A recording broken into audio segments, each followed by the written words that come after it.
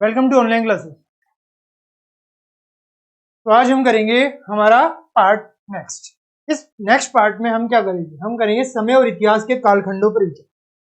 इस समय के साथ किस तरीके से कालखंड बदले, समय बदलेगा, राजा बदलेंगे, क्यों? क्योंकि वार तो होती रहेगी, युद्ध होता रहेगा। तो समय और इतिहास के कालखंडों पर हमें विचार करना है।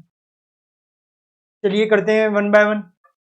हम स्टार्ट करते हैं, शुरू करते हैं। इतिहासकार समय को केवल घड़ी या कैलेंडरों की तरह नहीं देखते, यानी कि केवल घंटों, दिन या वर्षों के बीतने के रूप में ही नहीं देखते। उनका नजरिया है कि समय सामाजिक और आर्थिक संगठन में आने वाले परिवर्तनों को झलकाता है। उनका क्या नजरिया है? उनका नजरिया ये है कि जो समय है वो सामाजिक और आर्थिक संगठन में आने वाले परिवर्तनों को झलकाता है। वो क्या करता है, वो सामाजिक और आर्थिक जो संगठन होते हैं ना, उनमें परिवर्तन जो आता है उनको झलकाते हैं। वो मैं आपको बार बार रिपीट करके क्यों बता रहा हूं, ताकि आपको अच्छी तरह से इनका पता हो। यह दिखलाता है कि विचारों और विश्वासों में कितना स्थायित्व रहा है, कितने स्थायित्व में वो सारे काम किए उन्होंने, और कितना परिवर्तन आया है। हर समय हर की संगठन में आर्थिक और सामाजिक परिवर्तन तो आता ही है। यदि अतीत को समान विशेषता रखने वाले कुछ बड़े बड़े हिस्सों, युगों या कालों में बांट दिया जाए तो समय का अध्ययन कुछ आसान हो जाता है। अगर हम समय को कुछ भागों में बांट दें तो हम समय का अध्ययन जो है आसानी से कर सकते हैं। क्या कर सकते हैं? समय का अध्ययन आसानी से कर सकते हैं। यहाँ पे देखिए कैसे बांटा इन्होंने। तो 19वीं शताब्दी जो थी उसमें अंग्रेजी इतिहासकारों ने भारत के इतिहास को 3 भागों में बांटा। एक था हिंदू, दूसरा था मुस्लिम और तीसरा था ब्रिटिश। तो इन्होंने 3 भागों में हमारे भारत के इतिहास को बांट दिया। अभी एक हिंदू धर्म का इतिहास, एक मुस्लिम धर्म का इतिहास और एक ब्रिटिशर्स का इतिहास। यह विभाजन यह विचार पर आधारित था कि शासकों का धर्म ही एकमात्र महत्वपूर्ण ऐतिहासिक परिवर्तन है और अर्थव्यवस्था, समाज और संस्कृति में और कोई भी महत्वपूर्ण बदलाव नहीं आता। तो जो अंग्रेजी इतिहासकार थे उनका ये मानना था कि अगर शासकों के धर्म का जो परिवर्तन है, अगर हम उसे अच्छी तरह देख लें तो हमें सब कुछ मिल जाएगा, हमें जो है दूसरी कोई चीज देखने की कोई जरूरत नहीं है। चलिए यहां तक हमने देख लिया, ब्रिटिशर्स ने 3 भागों में बांट दिया, हिंदू, मुस्लिम, ब्रिटिश। अब यह दृष्टिकोण में इस उपमहाद्वीप की अपार विविधता की भी उपेक्षा हो जाती थी। अभी जो दृष्टिकोण था ना उनका, इस दृष्टिकोण में इस जो उपमहाद्वीप है उसकी अपार अधिक विविधता की भी उपेक्षा हो जाती थी। तो इसकी क्या होती थी भाई? अपार विविधता की उपेक्षा हो जाती थी कि भाई यहाँ पे कई तरीके की विविधता पाई जाती है और हमें इसकी जो सराहना करनी चाहिए। अब चलिए आगे देखते हैं। ये आपको याद रखना है 3 युगों वाला। चलिए आगे देखते हैं। इस काल विभाजन को आज बहुत कम इतिहासकार ही स्वीकार करते हैं। ये जो काल विभाजन है ना, तो इस तरीके से हमने यहाँ पे देख रखा है, ठीक है। वो क्या है कि इस काल विभाजन में आज हम कम इतिहासकार ही स्वीकार करते हैं। बहुत कम इतिहासकार मानते हैं कि भाई इस तरीके से काल विभाजन होना चाहिए। अधिकतर इतिहासकार जो है आर्थिक तथा सामाजिक कारकों के आधार पर ही अतीत के विभिन्न कालखंडों की विशेषताएं तय करते हैं। तो मानते हैं कि भाई आर्थिक और सामाजिक कारक होंगे, उन्हीं पर हम इन कालखंडों को विभाजित करेंगे, ना कि आप ये हिंदू, मुस्लिम और ये ब्रिटिशर्स में बांट रहे हैं। तो पिछले साल आपने जो इतिहास पढ़े थे उसमें प्राचीन समाजों के कई प्रकार का समावेश था। आपने पहले वाली क्लास में भी इतिहास पढ़ा था, उसमें कई तरीके के आपने इतिहास में ये कई तरीके के समाज के प्रकार पढ़े थे, जैसे शिकारी, संग्राहक, प्रारंभिक दौर के कृषि कर्मी, शहरों और गांवों के निवासी और प्रारंभिक दौर के राज्य और साम्राज्य, ये दोनों। ठीक है, हमने ये देख लिए। अब चलिए आगे चलते हैं। ये तो हमने पहले पढ़ लिया था पिछली वाली क्लास में। इस साल आप जो इतिहास पढ़ेंगे उसे प्राय मध्यकालीन इतिहास कहा जाता था, मगर इस साल जो आप इतिहास पढ़ेंगे ना उसे क्या बोला जाता है? उसे मध्यकालीन इतिहास, मतलब मिडिवल इतिहास जो है वो बोला जाता है। मिडिवल का मतलब क्या होता है? मिडिवल का मतलब होता है मध्यकालीन इतिहास। क्या होता है? मध्यकालीन इतिहास। ठीक है, अब चलिए आगे चलते हैं। इसमें आपको कृषक समाजों के विस्तार, क्षेत्रीय और साम्राज्यिक राज्यों के उदय, कभी कभी तो ग्रामवासियों और वनवासियों की कीमत पर, ये इस तरीके की चीजें होती है। और प्रधान धर्मों के रूप में हिंदू धर्म, मतलब सबसे बड़ा धर्म माना गया, और इस्लाम धर्म के विकास के बारे में भी जानकारी मिलेगी इस मध्यकालीन इतिहास में। और यूरोप से व्यापारी कंपनियों के आगमन के बारे में और विस्तार से जानकारी मिलेगी। ठीक है, तो मध्यकालीन इतिहास को हम पढ़ेंगे। ठीक है, चलिए चलते हैं। हमने ये देख लिया भारत के इतिहास के ये 1000 साल अनेक बदलावों के साझी। ये जो 1000 साल हम पढ़ रहे हैं ना, ये 1000 साल अनेक बदलावों के साक्षी रहे। मतलब इसमें अनेक तरीके के बदलाव हुआ करते। आखिर 16वीं और 18वीं शताब्दियां 8वीं या 11वीं शताब्दियों से काफी भिन्न थी। तो जो 16वीं और 18वीं शताब्दियां थी वो 8वीं और 11वीं शताब्दियों से काफी भिन्न थी, बिल्कुल थी। इसलिए इस सारे काल को एक ऐतिहासिक इकाई के रूप में देखना समस्याओं से खाली नहीं है। इसलिए अगर हम इन्हें सिर्फ एक ही इतिहास से देखें तो मुश्किल होगा। इसी वजह से हम एंशिएंट, मिडिवल, मॉडर्न पढ़ते हैं, तो वो मिडिवल या मध्यकालीन ही है, खाली नहीं है। फिर मध्यकाल की तुलना प्राय आधुनिक काल से की जाती है। मध्यकाल हो गया, फिर आधुनिक काल आया, बोला मॉडर्न पीरियड, उसे आधुनिक काल कहते हैं। आधुनिकता के साथ भौतिक उन्नति होती है और बौद्धिक प्रगति का भाव जुड़ा हुआ है। बिल्कुल, भौतिक उन्नति होगी, प्रगति होगी, क्योंकि प्रौद्योगिकी बढ़ेगी तो हमारे पास नए नए संसाधन आएंगे, उनका हम इस्तेमाल करेंगे। तो इससे आशय यह निकलता है कि मध्यकाल रूढ़िवादी था और उस दौरान कोई परिवर्तन हुआ ही नहीं। लेकिन हम जानते हैं कि ऐसा नहीं था। हमें क्या लग रहा है इससे कि भाई रूढ़िवादी था जो मध्यकाल था, उसमें कोई परिवर्तन नहीं हो, जबकि ऐसा नहीं है। उस टाइम पे कई तरीके के परिवर्तन हुए थे, वहां पे भी कुछ ना कुछ प्रौद्योगिकी थी। इन 1000 वर्षों के दौरान इस उपमहाद्वीप के समाजों में प्राय परिवर्तन आते रहे, बिल्कुल है। और कई क्षेत्रों की अर्थव्यवस्था तो इतनी समृद्ध हो गई थी कि उसने यूरोप की व्यापारी कंपनियों को भी आकर्षित करना आरंभ कर दिया। तो इस उपमहाद्वीप में जो मध्यकालीन समय था उसमें इस तरीके की उन्नति हो चुकी थी कि भाई जो यूरोप में व्यापारी बैठे हुए थे वो भी सोच रहे थे, यार ये भारत इतना ज्यादा उन्नति क्यों कर रहा है, हम नहीं कर पा रहे, क्यों ना भारत से उन्नति हमें लेगी। फिर बाद में आप सब जानते हैं किस तरीके से भारत का हाल हुआ, मगर उस समय हम बहुत उन्नति कर रहे थे, जिससे सबको आश्चर्य हो रहा था और आकर्षण भी था हमारी प्रति। तो इस पुस्तक को पढ़ते समय आप परिवर्तन के चिन्हों, यहाँ सक्रिय ऐतिहासिक प्रक्रियाओं पर ध्यान देते चले, क्योंकि यहाँ पे कई तरीके की प्रक्रियाएं हो रही है जो मैंने आपको बताई भी है, उनके बारे में ध्यान देना है। और जब भी संभव हो इस पुस्तक में आप जो पढ़ रहे हैं उसकी तुलना आप पिछले वर्ष पढ़ी हुई किताबों से कर सकते हैं, क्योंकि आप तुलना करेंगे ना तो आपको इतिहास की जानकारी अच्छी मिलेगी। मध्यकालीन जो प्राचीन काल में हुआ, वो जो मध्यकालीन हुआ, वो जो आधुनिक काल में चल रहा है, उसके बारे में बात कर रही है। आज ही संभव है यह देखें कि कहाँ बदलाव हुए और कहाँ नहीं। और आज अपने आसपास दुनिया पर नजर डालकर भी आप देख सकते, तो ये सब देख सकते हैं आप कि किस तरीके से बदलाव हुए। आप अपने आसपास देखिए ना, आज आपको जो चीज दिख रही कल उससे अलग ही दिखेगी। तो इतिहास में बदलाव होते ही रहते हैं। आज जो प्राणी बहुत ही ज्यादा प्रसिद्धि पा रहा है वो बाद में ऐसा हो सकता है कि उसको प्रसिद्धि कम हो जाए, और जो आज के टाइम पे बहुत ही ज्यादा अपमान भुगत रहा है वो बाद में प्रसिद्ध हो जाए। तो ये चीजें होती रहती है, इतिहास हमेशा बदलता रहता है, इसकी बहुत ही अच्छी खासियत है। आपने जितनी भी मूवीज देखी होंगी उसमें सुना होगा, इतिहास की एक बहुत बड़ी खासियत है कि बदलता रहता है, हर किसी का समय आ जाता है। ठीक है, तो ये हमने देख लिया। तो इस तरीके से हमारा जो चैप्टर है वो कंप्लीट हो गया। अब हम हमारे अभ्यास प्रश्नों में आ जाते हैं। क्या करेंगे अब हम करेंगे हमारे अभ्यास प्रश्न।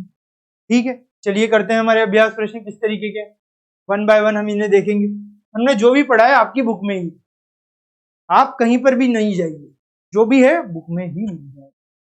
इस बुक में सब कुछ है। अगर आप चाहें तो इसी बुक से हर स्टडी कर सकते हैं, बस आपको थोड़ा सा नोट्स बनाकर या फिर दिमाग लगाकर क्वेश्चन के आंसर देने हैं। चलिए अब हम देखते हैं हमारा फर्स्ट। अब हम क्या देखेंगे, हमारा फर्स्ट देखेंगे। फर्स्ट क्या कहता है भाई, चलिए फर्स्ट देखते हैं। मिनहाज ए सिराज एक इतिहासकार है। कौन सा इतिहासकार है? मिनहाज ए सिराज। हिंदी का है? हिंदी का तो नहीं था यार। अंग्रेजी का है? अंग्रेजी का भी लगता तो नहीं। फारसी का है? तो मेरे हिसाब से तो भैया फारसी का है। मुझे भी ये फारसी का ही लग रहा है, क्योंकि मिनहाज ए सिराज का नाम आप याद करिए। ये जो शब्दों के जो दिए थे उसमें हमने हिंदुस्तान देखा था, हिंदुस्तान का नाम शायद इसमें दिया था। तो चलिए हम वहीं चलते हैं, वहां पे हमें इसका आंसर जो है आसानी से मिल जाएगा। आ जाइए शब्दों के खेल पे, नई और पुरानी शब्दावली, और ये देखिए हिंदुस्तान आ गया। ये देखिए मिनहाज ए सिराज आ गया, यहाँ पे देख लीजिए। 13वीं सदी में जब फारसी के इतिहासकार मिनहाज ए सिराज ने हिंदुस्तान शब्द का प्रयोग किया था, तो उसका आशय पंजाब इन सबसे इलाकों से। ठीक है, तो हमने देख लिया भाई ये फारसी का इतिहासकार था, हमारा आंसर हो गया। तो हम मतलब हमने सही उत्तर लगाया है। चलिए आ जाइए, अब अपने वापस से प्रश्न उत्तर पे आ जाइए। अब हम हमारा दूसरा प्रश्न करेंगे। चलिए करते हैं। पांडुलिपियों को रखा जाता है। अब पांडुलिपियों को कहाँ रखा जाता है? मैंने आपको बताया था, पांडुलिपियों को ही इंग्लिश में हम मनुस्क्रिप्ट्स कहते हैं। अब पांडुलिपियों को अगर मनुस्क्रिप्ट्स कहेंगे तो उन्हें कहाँ रखा जाएगा, वो हमें देखना होगा। पुस्तकालयों में, पुस्तकालयों में रख सकते हैं बिल्कुल। अभिलेख घरों में बिल्कुल रख। तो यहाँ पे देखिए दोनों दिया हुआ है, तो आपका आंसर क्या होगा? दोनों हो जाएगा। अगर आपको इसमें कोई दिक्कत है तो चलिए पांडुलिपियों में हम देख भी लेते हैं। हमारा आंसर तो ये है, हमने देख लिया है। फिर भी हम देखते हैं कि भाई ये आंसर सच में सही है या फिर हम ऐसे ही गलत बता रहे हैं। कभी कभी गलत आंसर भी हम टिक कर सकते हैं, इस वजह से कंफर्म करना जरूरी हो जाता है। अब पांडुलिपियों में ये देखिए अभिलेख सागर तो देख ही लिए थे हमने। तो चलिए यहाँ पे कहीं मिल जाएगा आपको, ये देखिए यहाँ पे हमें मिल गया। पांडुलिपियों को पुस्तकालयों तथा अभिलेख सागरों में रखा जाता है। देखिए हमारा आंसर हो गया, हमें कुछ नहीं करना पड़ा, बस हमने देखा कि हमारे बुक में कहाँ पे है और हमें आंसर मिल गया। तो जो भी क्वेश्चन आएगा वो बुक से ही आएगा, तो आपको परेशान होने की कोई जरूरत नहीं। बाई चांस अगर कुछ ना है तो बुक में ही आप देखिए, बुक में आपको हर आंसर मिल जाएगा। चलिए अब हम हमारे नेक्स्ट प्रश्न पे चलते हैं। ये तो हमने देख लिया, हमारा आंसर जो है एकदम सही आ गया। ठीक है, चलिए आगे चलते हैं।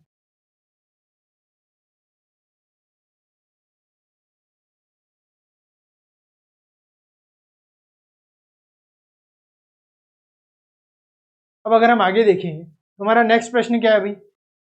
चलिए देखते हैं नेक्स्ट प्रश्न, तीसरा। राजपूतों के पराक्रम व स्वामी भक्ति का गुणगान करते हैं। कौन करते हैं? जो राजपूत है उनके पराक्रम व स्वामी भक्ति का गुणगान कौन करता है? कवि करते हैं या चारण करते हैं या दोनों करते हैं?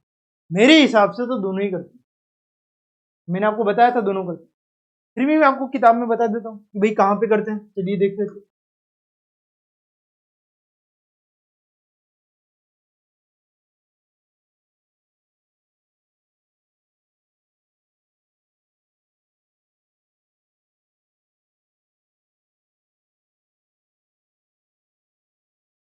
ये देखिए यहाँ पे नए और सामाजिक राजनीतिक समूह में कवि और चारण राजपूतों की आचार संहिता परबल पराक्रम और स्वामी भक्त का गुणगान करते हैं। देखा, कवि और चारण दोनों करते, तो हमारा आंसर एकदम सही है। चलिए अब हमारे अगले प्रश्न पे आते हैं। फोर्थ प्रश्न, अमीर खुसरो किस सदी का कवि था? अब आपको क्या बताना है? अब आपको बताना है कि अमीर खुसरो जो है वो किस सदी का कवि है। चलिए देख लेते हैं किस सदी का कवि है, 13वीं 14वीं या 16वीं। अमीर खुसरो के पास चलते हैं, आ जाइए अमीर खुसरो जी के पास।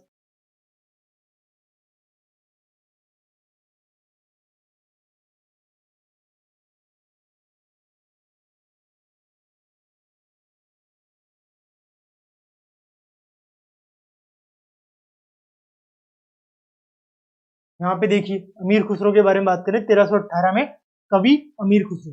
1318 का क्या मतलब है? इसका मतलब है 1300 मतलब 13वीं शताब्दी तो खत्म, आ गई है 14वीं शताब्दी। तो हमारा क्या होगा? 14वीं शताब्दी के कवि है कौन? अमीर खुसरो। यहाँ पे आपको क्या दिया होगा? 14वीं। तो आपका आंसर क्या हो गया? भाई 14वीं शताब्दी के कवि हैं हमारे अमीर खुसरो सब। ठीक है, कोई दिक्कत नहीं है। अब अंग्रेज इतिहासकारों ने भारत के इतिहास को कितने युगों में बांटा?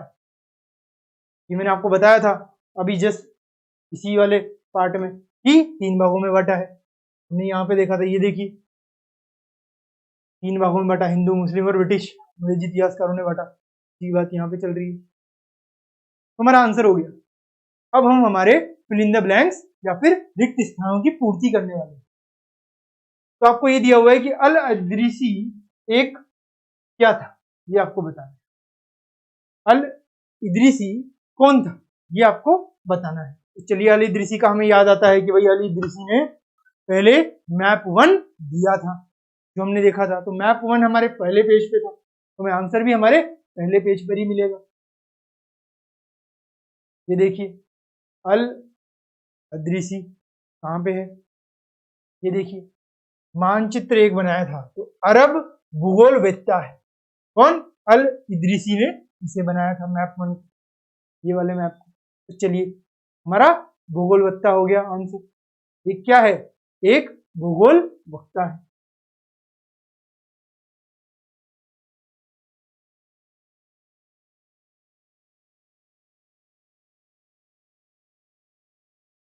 ठीक है, एक क्या है? भूगोलवेत्ता है। अब देखिए आगे, सॉरी वेत्ता है। अब यहाँ पे या हाथ से पांडुलिपियों की प्रकृति बनाते हैं, तो कौन है जो हाथ से भी पांडुलिपियों की प्रकृति बनाते हैं? तो ये पांडुलिपियों में आ जाते हैं, हमें वहीं पे इसका आंसर मिलेगा।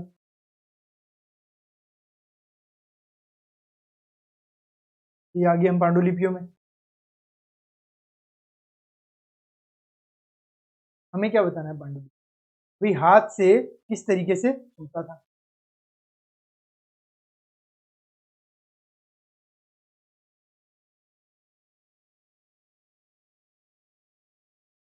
यहाँ पे देखिए, उन दिनों छापे खाने तो थे नहीं, इसलिए लिपिका या नकल नवीस हाथ से ही पांडुलिपियों की प्रतिकृति बनाते थे। तो हमारा क्या हो गया उनसे?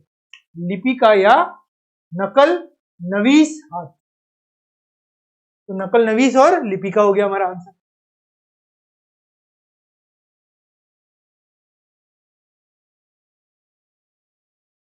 नकल नवीस और लिपिका। आप चाहें तो उल्टा भी कर सकते हैं कि लिपिका या नकल नवीस, या लग गया मतलब दोनों में से कुछ भी हो सकता है। ठीक, अब चलिए, या फिर कुछ भी। तो अब थर्ड क्वेश्चन देखते हैं। अपने सदस्यों के व्यवहार का नियंत्रण करने के लिए जातियां स्वयं अपने अपने क्या बनाती है, ये हमें बताना है। भाई अपने जो सदस्य होते हैं ना जातियों के, वो अपने व्यवहार का नियंत्रण करने के लिए अपने अपने क्या बनाती है? तो हम देख लेते हैं, जातियों के बारे में देखना है। आ जाइए,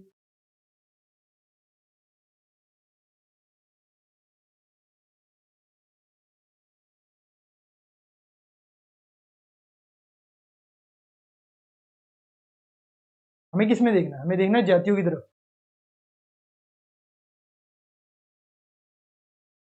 क्षेत्र आ गए, तो क्षेत्र में था क्या? नहीं, क्षेत्र में नहीं था हमारे।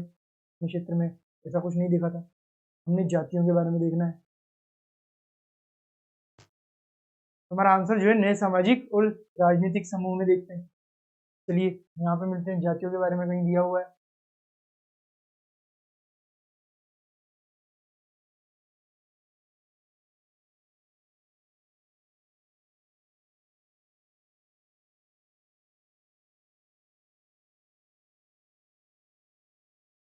यहाँ पे देखिए, जैसे जैसे समाज में अंतर बढ़ने लगे, लोग जातियों और उपजातियों में बांटे जाने लगे और उनकी पृष्ठभूमि और व्यवसाय के आधार पर उन्हें समाज में ऊंचा या नीचा दर्जा दिया जाने लगा। ये दर्जे स्थायी नहीं थे कि जाति विशेष के सदस्यों के हाथों की में कितनी सत्ता, प्रभाव, संसाधनों का नियंत्रण है, उसके हिसाब से थे। एक ही जाति का किसी क्षेत्र में कोई दर्जा हो सकता था और किसी अन्य क्षेत्र में उसका नहीं था। अब यहाँ नीचे आ जाइए। अपने सदस्यों के व्यवहार का नियंत्रण करने के लिए जातियां स्वयं अपने अपने क्या बनाती थी? नियम बनाती थी। तो आंसर मिल गया हमारा कि भाई अपने अपने नियम बनाया करती थी। तो इस वजह से हमारा जो है आंसर हो गया क्या? नियम। हमारा आंसर यहाँ पे क्या होगा? हमारा आंसर होगा नियम।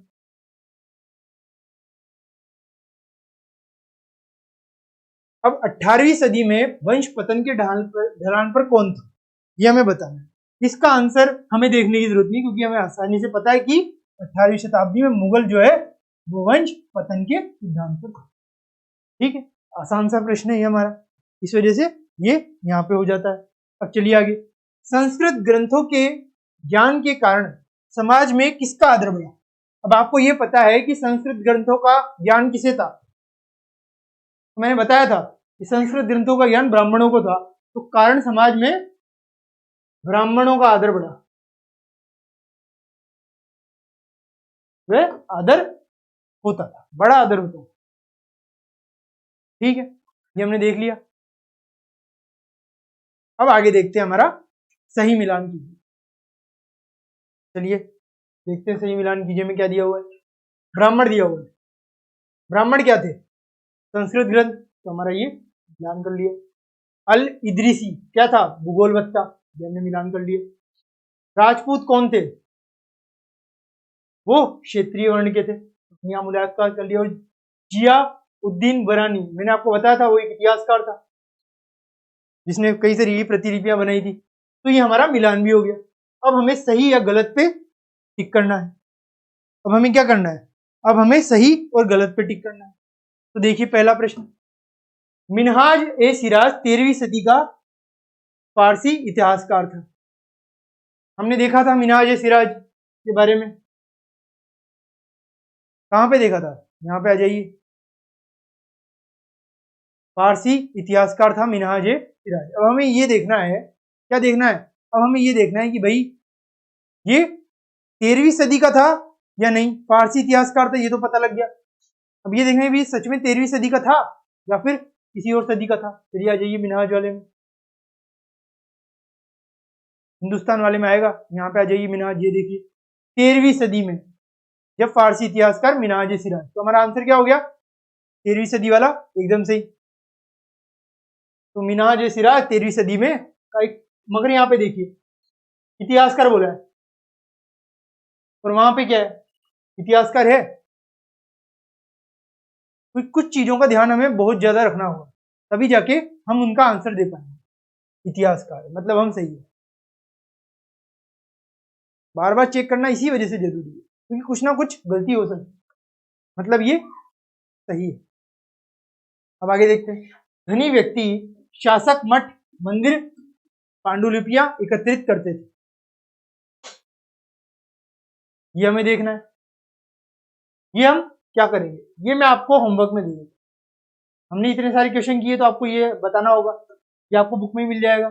थर्ड क्वेश्चन क्या होगा ये भी मैं आपको होमवर्क में दे देता हूँ। राजा व सामंत वर्गीय आते थे, बिल्कुल गलत है ये मैं आपको बता ही देता हूँ यहाँ पे। ये सही है और ये गलत है। संस्कृत एक प्राचीन भाषा है, ये भी सही है, मैंने आपको पहले ही बता दिया। ये होमवर्क में नहीं है आपके, ये भी आपका होमवर्क में नहीं है, मैंने आपको सिर्फ दूसरा होमवर्क में दिया। तो मध्यकाल रूढ़िवादी था, इसलिए उस काल में बहुत परिवर्तन हुआ, ये आपको होमवर्क में भाई बताना है सही है गलत है। चलिए अब हम हमारे कुछ और प्रश्नों में आ जाते हैं। निम्नलिखित प्रश्नों के उत्तर दीजिए। हमें क्या देने? इन प्रश्नों के उत्तर देने हैं। तो पहला प्रश्न क्या है? इतिहासकार किसी काल के बारे में सूचना इकट्ठी करने के लिए किस पर निर्भर करते हैं? और अभिलेख सागर क्या है? मुसलमान किसे अपना धर्म ग्रंथ मानते हैं तथा किसकी सत्ता को स्वीकार करते हैं? अंग्रेज इतिहासकारों ने इतिहास को कौन कौन से युगों में बांटा? तो फोर तो मैंने अभी आपको बताया ही था कि कौन कौन से 3 युगों में बांटा था, हिंदू, मुस्लिम और ब्रिटिश। उसके बारे में आप बता दीजिएगा। तो आपका ये हो गया। अब मुसलमान किसे अपना धर्म ग्रंथ मानते हैं? आप सब जानते हैं कुरान को। और किसकी सत्ता को स्वीकारते हैं? शिया तो अली को और सुन्नी जो है खलीफा को। तो ये आपका ये हो गया। अब आपका ये दूसरा और पहला, ये आपका होमवर्क में था। ये कहाँ पे करना है, ये होमवर्क में करना है आपको, ये आपको बुक में ही मिल जाएंगे दोनों के दोनों क्वेश्चन। ठीक है, तो यहाँ पे हमारा चैप्टर कंप्लीट होता है। ठीक है, अब हम हमारा नेक्स्ट चैप्टर कर लेंगे अपने नेक्स्ट क्लास। तब तक के लिए thank you very much, have a nice day.